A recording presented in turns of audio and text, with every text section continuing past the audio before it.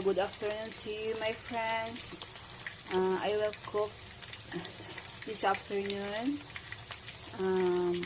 This is sweet and sour chicken. So, here I am in the kitchen now. So, I am frying the chicken. This is chicken fillet. So, wala na po itong mga buto. So, I am coated this one flour.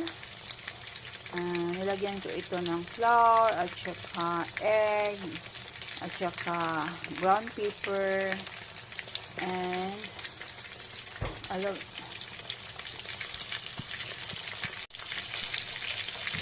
so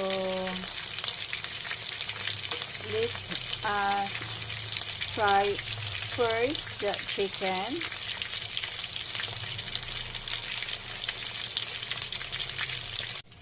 So the chicken is already cooked. Lagay muna natin dito.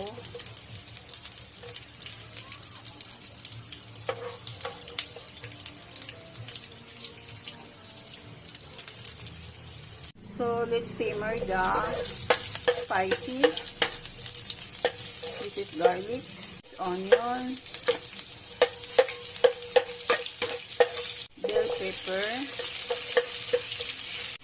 This is our carrots. So this is our sweet and sour sauce. This is black sauce. Mayroon na po itong soy sauce at saka sugar at black pepper and brown pepper. Kung gusto ninyong lagyan pa ng mga pangpalasa, it's up to you. Pwede din hindi siya black sauce. Yung ano lang, iodized salt ang ilagay ninyo. Or rock salt. Para hindi siya maging madark.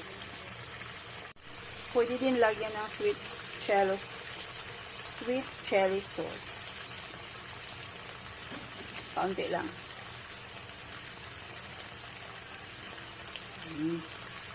So, ito na. Medyo malambot na ang carrots. So, ibalik natin dito. Malagay ang fried chicken fillet.